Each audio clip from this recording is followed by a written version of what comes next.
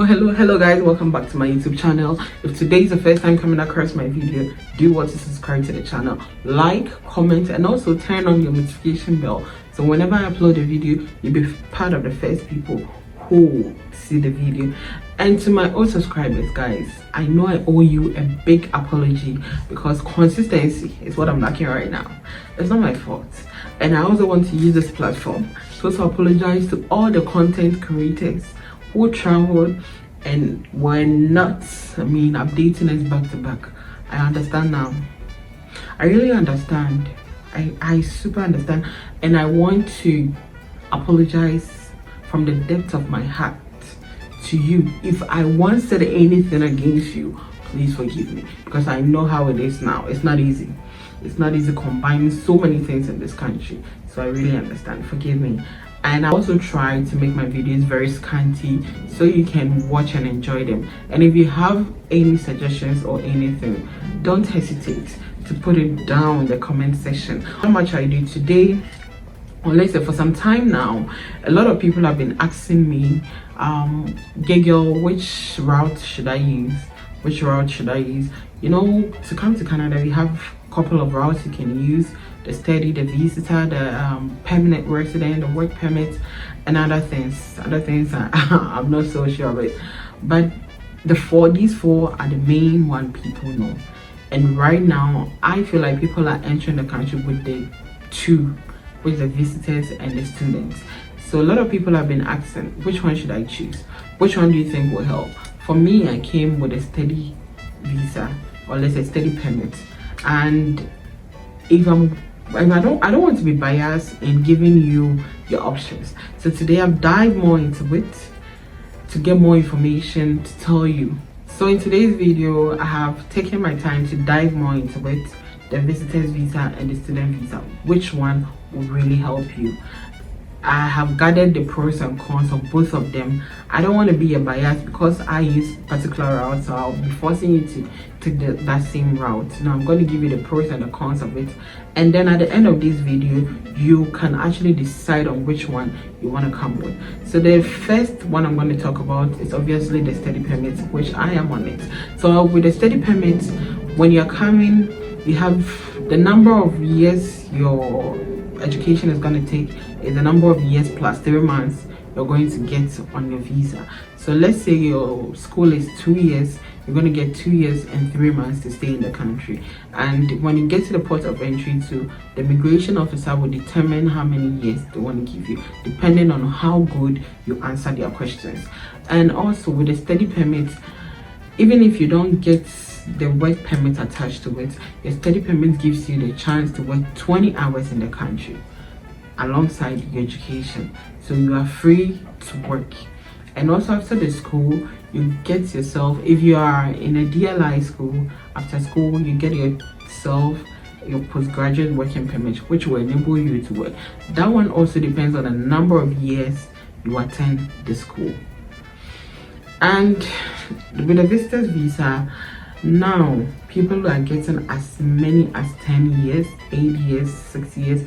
When you hear those years, don't be so happy, because it comes with some conditions, or let's say restrictions. So with the visitor's visa, you can get like 8 years, depending on the number of years you have with your passport. The number of years you have more for your passport to expire. So let's say you have 8 years. 8 years doesn't mean you are coming to the country straight to stay for 8 years. Whenever you get to the port of entry, the immigration officer will determine how many years they want to give you. I learned if they don't give you any years, then your maximum months you have to stay here is 6 months. Though you have your 8 years in your visa, but your stay here is 6 months. You need to stay for 6 months and you need to go back to the country and come back. So all visitors visas are multiple entry. It means you can come, go back as many as you want. Let's talk about working with both visas. With the study permit visa, you have the chance to work 20 hours, as I mentioned earlier.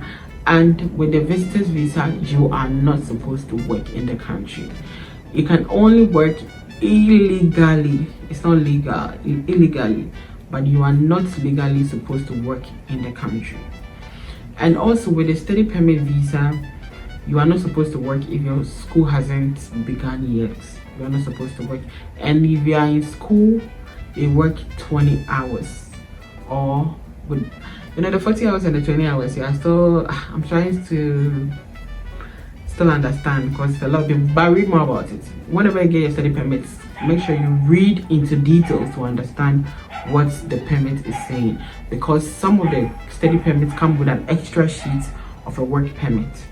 So those people, their issue is different. And if you have just one sheet with an article, make sure you read the article into details to understand. Okay, with the visitor visa, a lot of people mostly say that it's easy to convert your visitor visa to work permit visa. If an agent is trying to convince you with that, please do more research on that, because it's not easy to convert your visitor visa to a work permit visa in Canada. It's not easy. It's not even easy to get working permits, outside Canada. I don't know if I'm making sense. Like, it's not easy getting a work permit outside Canada. Talk less getting it on it. It's not easy. They need particular skills, like the health professionals. I think they have a couple of skills they need, like engineering, tech, and those things. If you fall into those skills, then maybe you can come here and get an employer to sponsor you get your work permit. It's not easy. It's not something you can get within a month, 2 or 3. So before you take this decision, please make sure you do more research and plan. Let's also talk about how expensive both visas are. Study permits is not cheap. It's not cheap at all, unless you are getting maybe a scholarship from a school and you have a great sponsor who is ready to sponsor you. It is not cheap at all. Visitor visa might be cheap if you are doing it all by yourself. All you need to do is to prove to them you have money to take care of your itinerary. Let's say you are coming for a conference or anything, you have money to take care of it.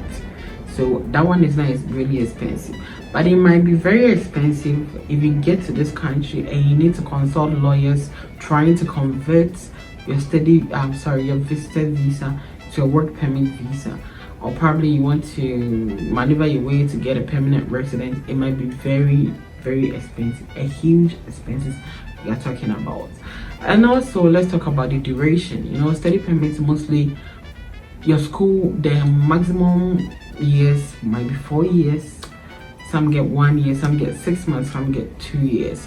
And with a visitor's visa, you can get as much or as many as 8 or 10 years.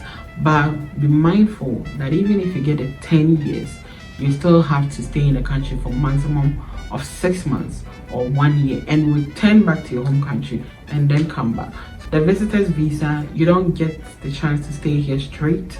You have to be going back, coming back, going back, because your visa is not a straight, it's a multiple entry. You need to go back. If you default it, it can worry you. A future for both visas, I would say the study permit has a bit smooth route, which makes you very confident and also stay in the country smoothly, because you are schooling at a particular time, and at a particular time you can apply for a postgraduate working permit, and if you're able to obey all their rules, you stand a chance to apply for your permanent residence. But for the visitor's visa, it's like gambling. Yes, it can work, it cannot work, but all the same, you pray things can work out. So right now, where I'm standing right now, to avoid stress and anything, if you're asking me which route should you use, where my personal opinion, please don't get me wrong, if you have an educational background, then try to use the study permit. But what I'm saying is the study permit is also not cheap, so weigh both sides, which one you want to take. I think the visitor's visa also become a bit expensive if you have to come to the country, go back, come to the country without working in the country, because you are not supposed to work in the country. So it means you have to be going, paying for flights, coming back, your accommodation and everything. So consider all the expenses. The study routes, maybe you have to pay your tuition, which is not cheap, but it's okay. Some colleges are cheap. You can apply to colleges which are cheap, and then you pay your tuition, you get your accommodation, you start school. And schooling has a lot of benefits. I wouldn't even lie to you, because most companies in Canada here want people with the Canadian educational background and also Canadian experience. That is why it makes it difficult for a visitor to get a work permit from an employer, especially if you have no Canadian experience or no foreign. I don't even know if they regard foreign experiences, but it would be a bit difficult for them to employ you if you don't have any Canadian experience. So I'm not going to waste much time on this video. All what I'm telling you is, before you embark on any of the routes, make sure you weigh both options.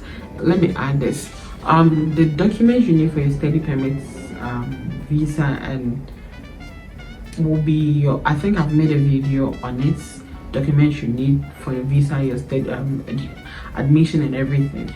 And the documents you need for your visitors, it depends, it varies depending on what you are saying you want to come and do. If you're coming for a tour, then you have to show them your itinerary. If you're coming for a conference, you have to show them the conference you're coming to. If you're coming on a visit basis, you have to also show them who is invite basis. You have to show them who is inviting you. So it depends on what you are coming to do in the country.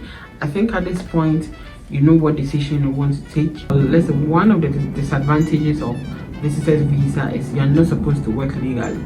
So if there is any agent back home telling you, yeah, I can get you a job in 2 months time, I can get you a job in 3 months time, be mindful, because maybe they have a special way they do it, but per our research, per what I know, and per people I've spoken with, it's not easy to get a job as a visitor in the country. Besides, you are in to visit, you are not telling us you want to work. So it's not really difficult, it's not really easy. You know, recently there was a bill passed that visitors can convert their visited visa to work permit visa. It's not smooth like that. It's not something you just blink your eyes and it's done. It takes time. It takes what you carry, what you are holding, what they really need. If they need you, they are going to give you that. But if they don't need you, they are not carrying something very important to their mind, you are not going to get a work permit. And even that, it is not going to be a one-day wonder. It will take time, it will take a lot of processes.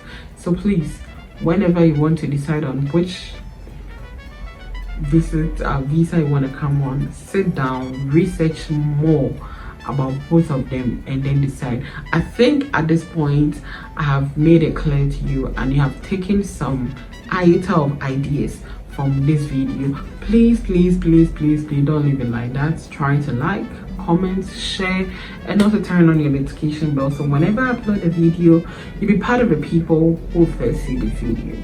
Thank you for watching.